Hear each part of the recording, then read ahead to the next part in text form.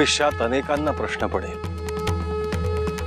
की श्री दत्तप्रभूंनी नागनाथला आपलं शिष्य म्हणून स्वीकारलं तर त्याच्या कडेला असलेल्या अनेक दुष्टशक्तींना त्यांनी तात्काळ शिक्षा का नाही केली? अनेक सिद्धी, अनेक शक्ती त्यांच्या जवळ असून देखील त्यांनी संयम पाळून दुष्टांना संधी दिली आणि त्यानंतरच त्यांना शिक्षा दिली। हेच यौगिक परंपरेचे सौंदर्य आहे।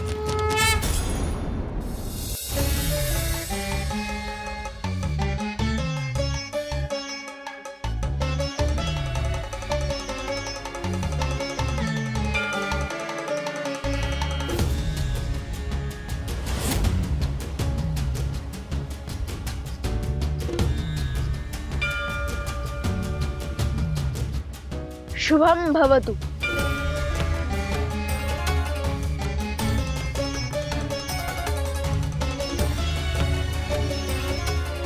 गुरुदेव, आम्ही नागनाथला आपल्या दर्शनासाठी बोलवलं आहे।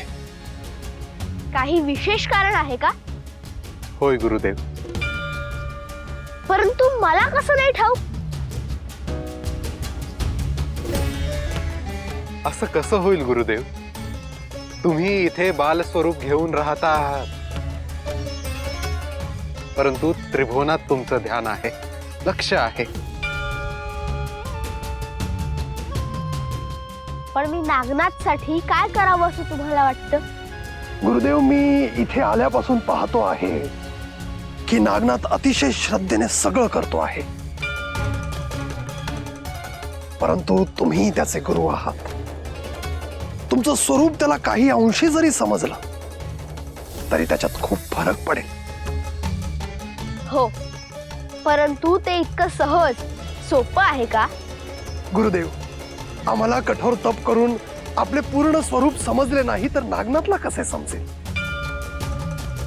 परंतु काही अंशी जरी त्याला समजले तरी त्याचे कल्याण होईल। त्यासाठी मी काय करावं असं तुला वाटतंय जालिंदर? आपल्या प्रकट होण्याची, अर्थात अवतार धारण करण्याची एका अर्थी आपली जन्मकथाच आपण नागनाथला सांगावी अशी माझी प्रार्थना आहे।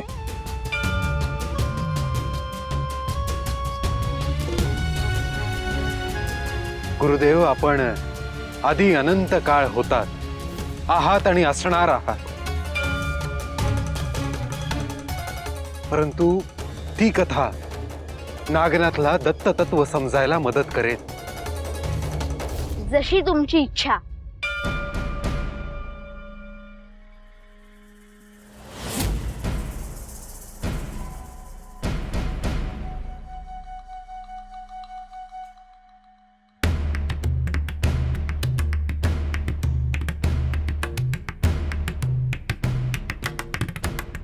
प्रणाम गुरुवर।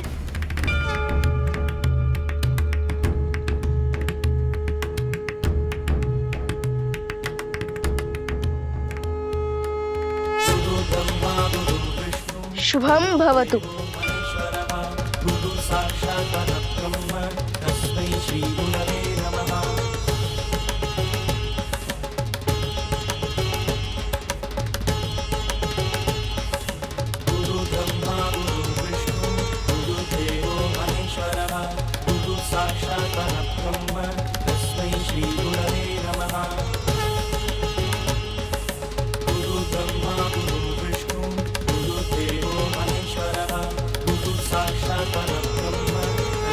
श्री गुरवे नमः।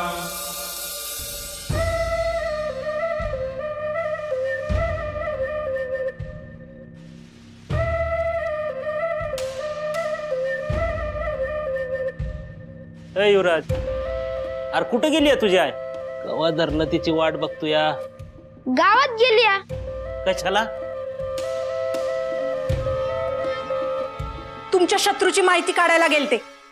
गिरजे म्हणजे कुठे गेलती? नागनाथाच्या घराबाहेर गेले होते टळणी करायला, तेव्हा मला एक गोष्ट कळली। नागनाथाची आत्या येते गावात।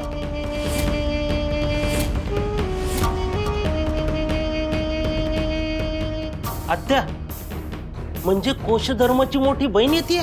तीच नागनाथाच्या बारशाला आली होती ना, तीच येते। सणवार नाही अशी मध्येच कशी येते? तेच मला बी कळलं नाही. अचानक कशी येते? तिच्या घरी तर समजा सुरळीत आहे ना, नवरा श्रीमंत हाय, पोरं बाळ हाय, मग कशाला येत असेल होती? गिरजे, त्यांनी तिला बोलावून तर घेतलं नसेल. एखाद्या मांत्रिकाचा अंगारा नाहीतर गंडा घेऊन आली असेल ती. ठाव नाही, पर असं असेल तर आपण काय करायचं? आपण काय बी करायचं नाही. मी आज जाऊन गुरुवाईला सांगतो. आता जे काही करण ते गुरुवाईच करण.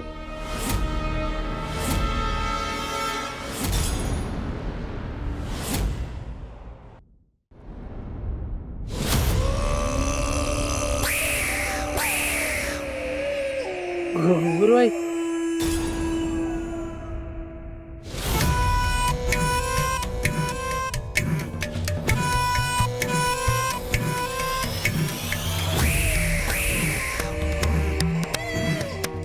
गुरुवाई, अगं एक वार्ता माझ्या कानावर आली आहे.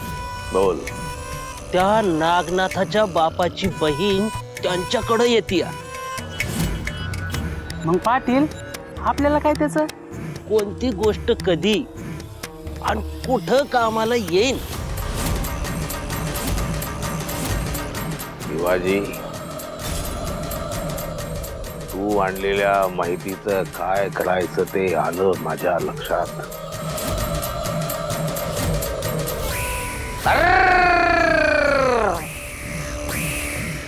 नागनाथ, सावध राहा. असत्याचे, दुष्टाचे स्वतःचे एक बळ असते आणि त्याच्याकडे दुर्लक्ष करून तुला चालणार नाही. तुझी साधना तुला अजून प्रखर करावी लागेल, तरच ह्या दुष्ट शक्तींशी तू लढवू शकशील.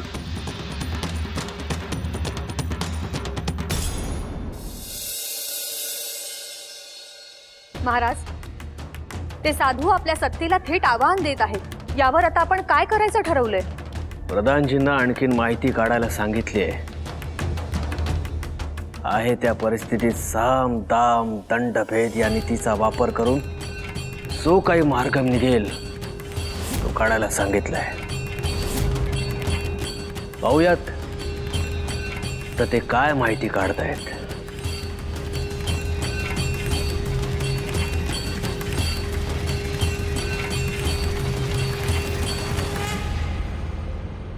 बोला प्रधानजी, काय माहिती काढली? महाराज, मला आपल्या हेरांकडून असे समजले आहे की गोरक्षनाथ काही गावकऱ्यांना सोबत घेऊन राज्यात भ्रमंतीला गेले आहेत. भ्रमंती? ती कशासाठी? त्याचे कारण समजू शकले नाही. तशी मी आधीच तुम्हाला माहिती दिली होती. ते आपल्यावर खूप रागवले आहेत. पण त्यांचा महाराजांवर एवढा राग का आहे? आपण जनतेवर अन्याय करतोय, अधर्मीय वागतोय असे त्यांना वाटते. मग आता यावर काय मार्ग आहे? मी महाराजांना गोरक्षनाथांची क्षमा मागायचा मार्ग सुचवला होता, परंतु तो त्यांना मान्य नव्हता. आणि मला आत्ताही ते मान्य नाहीये. मग महाराज, यावर आपली काय आज्ञा आहे?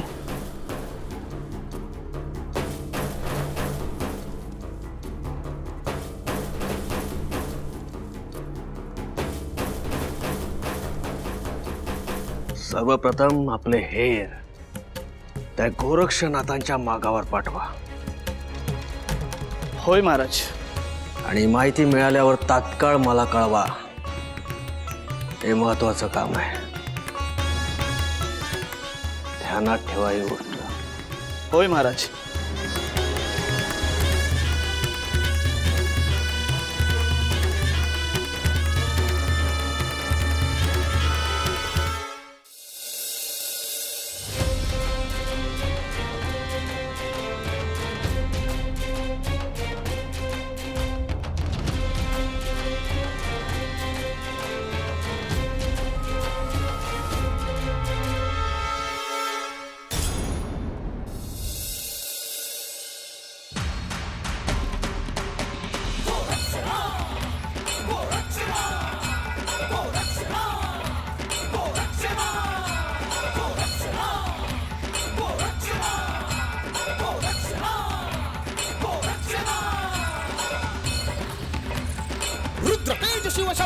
गणपती महादेव तू दिव्य गती शरण तुला जो जाणील भक्ती कर विनाशासुरी शक्ती परम शिष्य विचल गुरु भक्ती किमया दार तू धर्मपती प्रगट दिव्य रूप भस्म विभूती सिद्धेश्वर शिव गोरख जती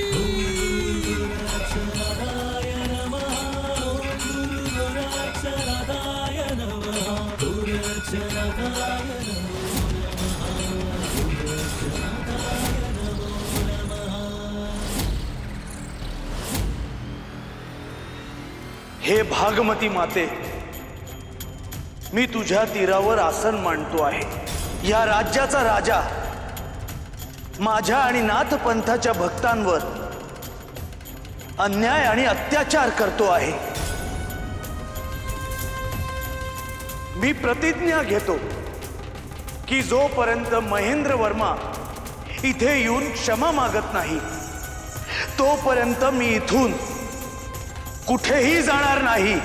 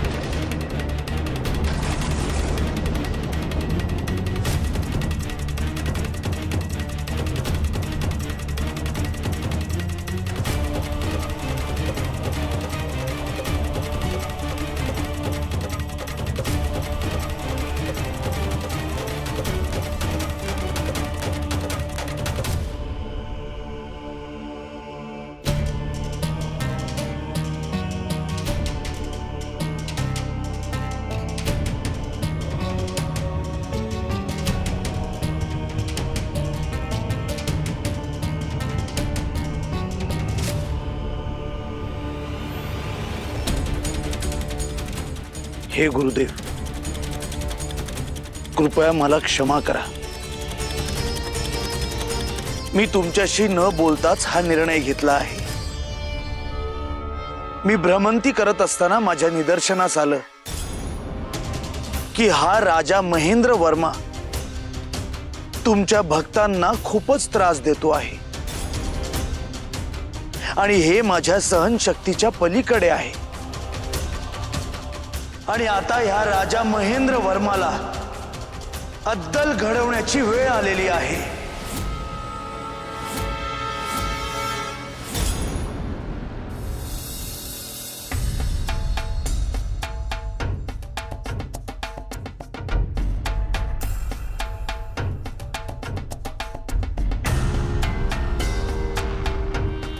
महाराज, एवढा कसला विचार करताय आपण?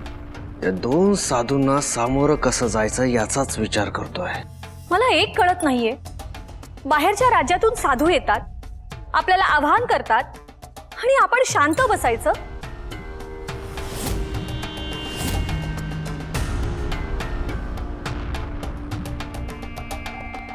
तुम्हाला काय वाटतं? आपले सैन्य पाठवून सरळ त्यांना बंदी बनवू शकत नाही का? नाही महाराणी, नाही। असा तडकाफडकी निर्णय घेऊन चालणार नाही। त्यांच्याकडे काय सिद्धी आहे त्याचा अनुभव आपण स्वतः घेतलेला आहे।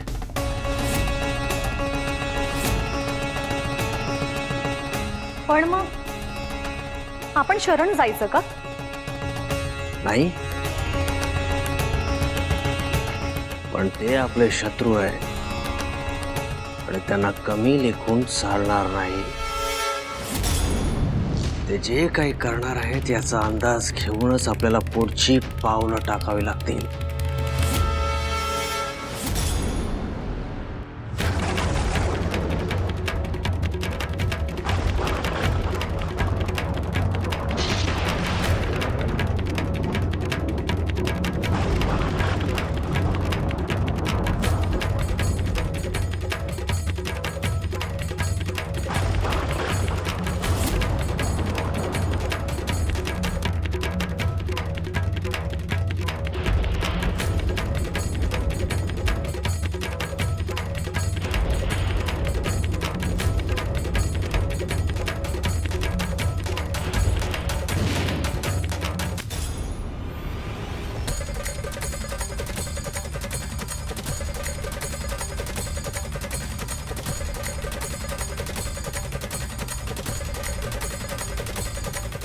काय झालं बडे बाबा?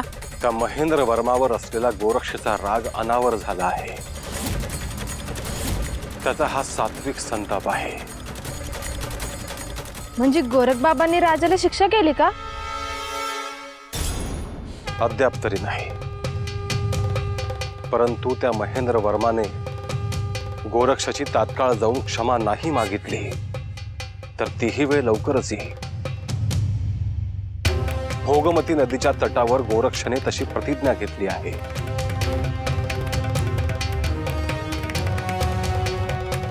गोरक्षाच्या ह्या सात्विक संतापामुळे राज्यावर फार मोठं संकट येईल.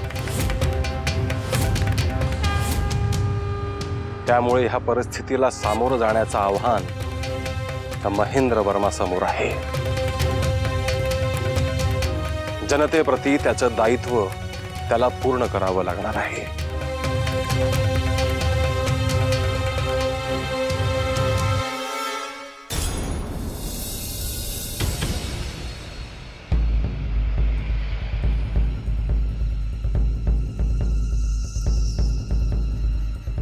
महाराज, एक गुप्त वार्ता आली आहे. काय? गोरक्षनाथ भोगमती नदीच्या तटावर थांबले आहेत. तिथे थांबून त्यांना नेमकं काय करण्याचा विचार आहे? ते काही समजलं नाही, पण गोरक्षनाथ तिथे आल्यापासून नदीचे पाणी मोठ्या प्रमाणात उसळत आहे. कदाचित त्यांच्या अंगी असलेला दाह नदीला सोसवत नाहीये. याचा अर्थ नेमका काय समजावा ते मलाही नाही समजलं, पण राज्यात सगळीकडे खूप कडक ऊन पडलं आहे. सगळीकडे प्रचंड उष्णता वाढली आहे. प्रधानजी, एक साधू एवढं सगळं करू शकतात? नसतीलही, पण हे होते महाराज. ठीक आहे, उद्या सभा बोलवा. सगळ्या मंत्रीगणांना या परिस्थितीची कल्पना द्या. यावर विचार करून यायला सांगा. आपण सगळे मिळून यावर तोडगा काढू. जशी आज्ञा महाराज.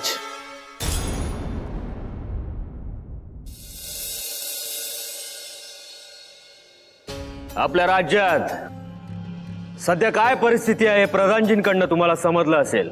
दोन साधू राज्याच्या बाहेरून आपल्या राज्यात येतात, आमच्या जनतेला आमच्या विरोधात भडकवतात.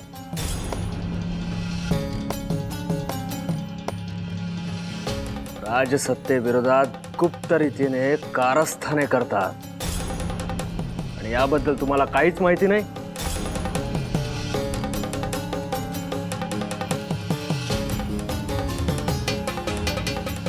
महाराज, याविषयी सगळ्यांचा प्रस्ताव माझ्याकडे आला आहे. मग त्या प्रस्तावांमधून बहुतांशी मतं काय आहेत? महाराज, मच्छिंद्रनाथ खूप मोठे योगी आहेत. त्यांच्या योगसिद्धीबद्दल लोकांमध्ये अनेक गोष्टी प्रचलित आहेत. आपल्या राज्यात त्यांचे अनेक शिष्य आहेत, भक्त आहेत. त्या भक्तांवर आपल्याकडून नकळत अन्याय झाला आहे, त्यामुळे गोरक्षनाथ संतापले आहेत. तेव्हा सगळ्यांच्या मताचा हाच रोख आहे की आपण गोरक्षनाथांना शरण जावं. त्यांना आपण स्वतः भेटून त्यांचा आदर सत्कार करावा. आपल्याकडून त्यांच्या ज्या अपेक्षा आहेत त्या आपण पूर्ण कराव्या.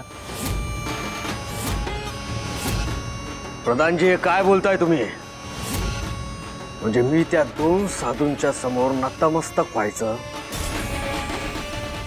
उद्या आपल्या राज्यात कोणी येईल, आपल्याला वेटीस धरतील आणि त्यांच्या समोर मी शरण जायचं? हा प्रस्ताव मला अजिबात मान्य नाहीये. ते आपल्या राज्याच्या प्रतिष्ठेसाठी योग्य नाही. उलट ते साधू आपल्या राज्यातून बाहेर कसे जातील यासाठी आपण प्रयत्न करायला हवेत. क्षमा करा महाराणी, पण ते जरा कठीण आहे.